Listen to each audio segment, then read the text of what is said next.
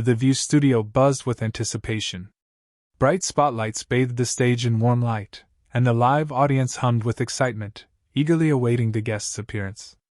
Today's guest was Mark Wahlberg, a Hollywood star known for his charisma, action-packed roles, and straightforward demeanor. He was there to promote his new film, a gripping thriller already generating buzz in the press. But no one in the studio, not the audience, not the producers, not even Wahlberg himself, was prepared for what happened next. This moment would go down in television history as one of the most intense live conflicts. The atmosphere was initially warm, applause, smiles, and light banter from co-hosts Sarah Haynes and Sunny Hostin. Joy Behar, known for her sharp tongue, sat at the table with a smug smile, clutching her notes. Her eyes glinted as if she were already gearing up for a verbal sparring match. Cameras hummed, operators hurriedly adjusted their shots, and producers whispered through headsets backstage. Everything seemed routine for another episode of The View. But within minutes, the studio would fall into a tense silence.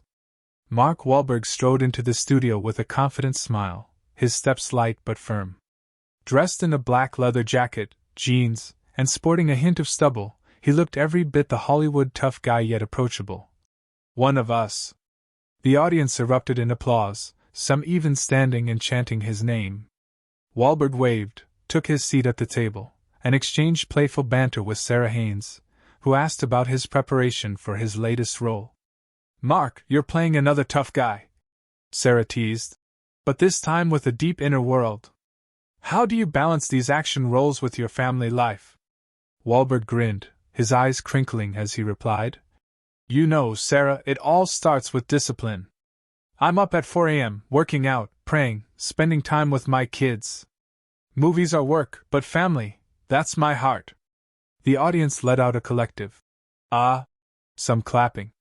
Sunny Hostin nodded, adding, "That's so sweet, Mark. Your fans love you for that sincerity." But Joy Behar, who had been silent until now, leaned forward, her voice cutting through the warm atmosphere like a knife. "Sincerity, huh?" she said, raising an eyebrow. "Mark, you always play this good guy, family man, devout, disciplined. But doesn't it feel a bit, how should I say, staged? I mean, Hollywood's not exactly a place for saints, right?" The studio fell quiet. Wahlberg's smile froze, but he quickly regained his composure, leaning back in his chair. "Joy," he said calmly, though a hint of tension crept into his voice, "I'm not claiming to be a saint. I'm just trying to be the best version of myself. For my kids, for my wife." Behar snorted, her eyes narrowing. "Oh, come on, Mark. All those Instagram posts about your morning workouts, prayers, family dinners? That's PR, isn't it? You're selling an image, and people are buying it." Sarah Haynes shifted uncomfortably, casting a quick glance at Sunny, who pursed her lips. The audience murmured, some whispering in disapproval. An operator near the stage hurriedly adjusted the camera to capture Wahlberg's reaction. His jaw tightened, but he maintained his calm. "Joy," he said, his voice steady, "I share what matters to me. If some people think it's PR, that's their business. But I live the way I believe." Behar didn't back down.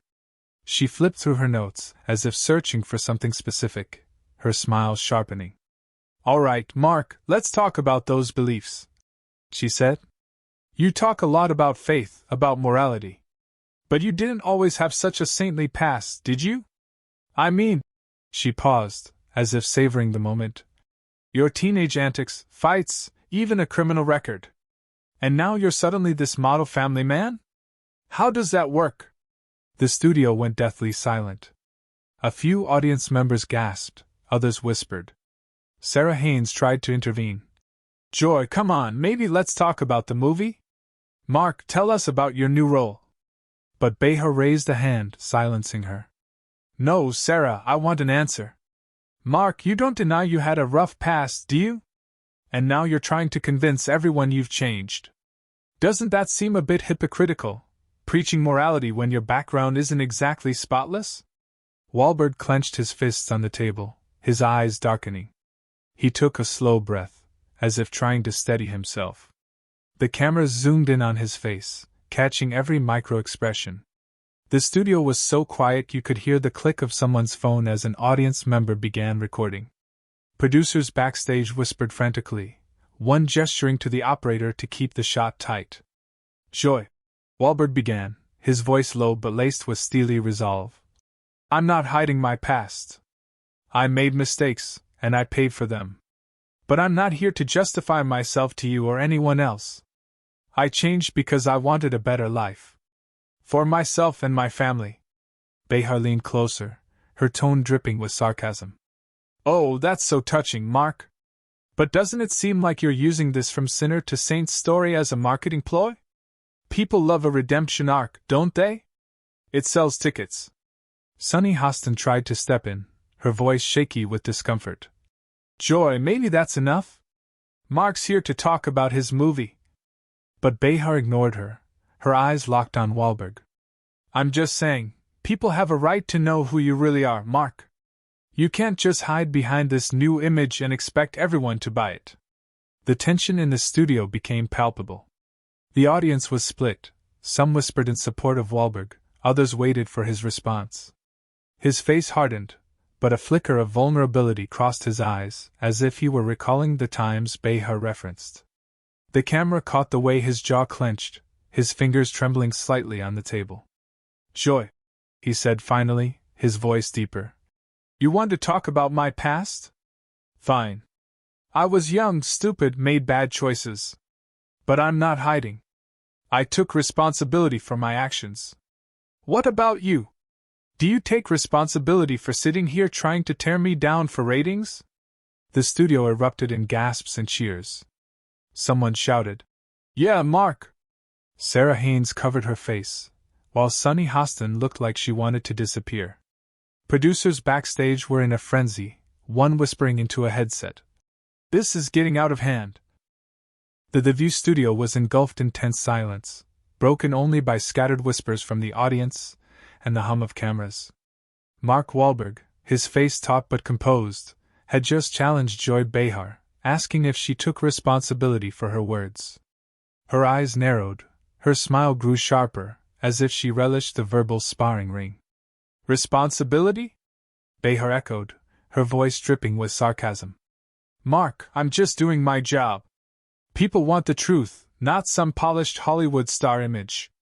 You can't blame me for asking the questions viewers care about." The audience stirred. Some nodded in agreement with Behar, while others whispered in disapproval, finding her words too harsh. Sarah Haynes tried to defuse the tension, her voice tinged with nervousness. "Okay, let's get back to the movie. Mark, tell us about filming." But Behar cut her off sharply, her gaze fixed on Wahlberg. "No, Sarah, we're not done. Mark, you talk about your beliefs. You're always going on about faith, morality. But your movies, these violent action flicks, don't they contradict your so-called family values? You're literally glorifying fights, shootouts, chaos. How does that square with your model dad image?" The studio erupted in gasps. The camera zoomed in on Wahlberg, capturing his clenched jaw and darkened eyes. He took a slow breath, his fingers tapping lightly on the table as if suppressing anger. Operators hurriedly adjusted angles, catching the audience's reactions. Some stared with open mouths, others recorded on their phones, screens flickering in the dim studio. A producer backstage whispered into a headset, "Keep him in close-up. This is gold." Wahlberg leaned forward, his voice low and sharp but still controlled. "Joy, are you serious? You're comparing movies, fiction, entertainment, to my real life? I play roles, that's my job. But when I go home, I'm a father, a husband, a man trying to do good. You want to dig into my past, accuse me of hypocrisy, fine. But don't drag my family or my work into this to boost your ratings." The audience burst into applause, some standing. But Behar didn't back down. She leaned back, crossing her arms, her tone growing even more biting. "Oh, Mark, don't be so dramatic. I'm just saying what a lot of people think. You can't be both an action hero and a saint. People see the contradiction. And by the way," she paused, her eyes glinting, "your charity work, all those donations to churches, to kids, That's part of the image too, isn't it? To make everyone forget the Mark who once sat in jail? The studio fell deathly silent. Sunny Hostin covered her mouth, and Sarah Haynes looked like she wanted to flee the stage. Wahlberg froze, his eyes flashing with anger but also a flicker of pain. The camera caught his fingers gripping the edge of the table, his voice trembling as he spoke. "Joy, you're crossing a line," he said quietly, each word heavy. "You want to talk about my charity? I help people because I know what it's like to be at rock bottom. I'm not hiding my past, I lived through it. And I won't let you or anyone else use it to tear me down or drag my family into this." The audience erupted in cheers, some shouting, "Go, Mark!" Behar, undeterred, raised a hand as if to silence the noise, her voice growing even more provocative. "Oh, please, Mark. You think your I've changed story makes you untouchable? People have a right to question. You can't just say I'm good now and expect everyone to believe you. This show is about truth, not your fairy tales." Those words were the final straw. Wahlberg stood abruptly, his movements swift but controlled. The studio froze, cameras scrambling to follow his figure. He unclipped his microphone, tossed it onto the table with a soft clink, and turned to Behar. His voice was calm but carried a steely strength. "Joy, I came here to talk about my movie, my work. But you decided to turn this into a circus. You know what? I'm not playing these games. I don't owe you or anyone an explanation for who I was or who I am. I lived my life, raised my kids, and tried to make the world better. You sit here throwing dirt for a few minutes of fame. I feel sorry for you." He turned to the audience, his gaze direct and sincere. "If any of you think I'm a hypocrite, that's your right. But I know who I am. And I know what I live for. Thank you for your support." He nodded to the cheering crowd. "But I'm done with this show." Wahlberg turned and strode toward the exit. His footsteps echoed loudly in the studio, the clack of his shoes mingling with the hum of cameras. The audience was split, some applauded, standing, while others whispered, stunned by his exit. Behar sat, visibly shaken, her face a mix of anger and confusion. Sarah Haynes and Sunny Hostin exchanged glances, unsure what to say. Producers backstage gestured frantically, one shouting, "Keep him in frame! Don't lose him!" As Wahlberg disappeared backstage, the studio descended into chaos.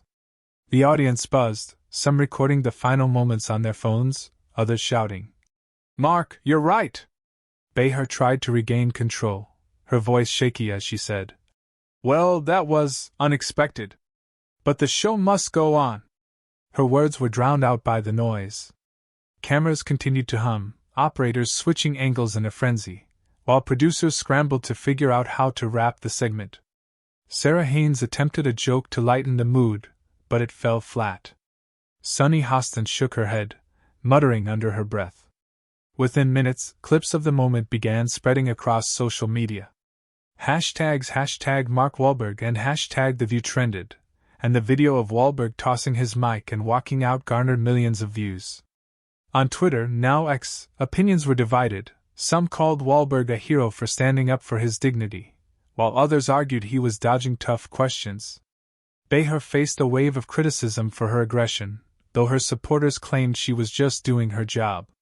This conflict became one of the most talked about moments of the year.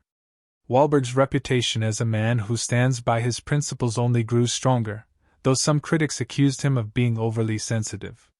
Behar faced backlash for crossing the line, but her show saw record ratings. In subsequent episodes of The View, she tried to joke about the incident, but the tension with her co-hosts was palpable. The story left open questions. Was Wahlberg right to walk out, or should he have stayed to continue the discussion? Did Behar go too far by using his past to provoke him? And most importantly, how far can a talk show go in pursuit of ratings without losing respect for its guests? Share your thoughts in the comments. Who do you think was right in this conflict? Subscribe to stay updated on stories like this.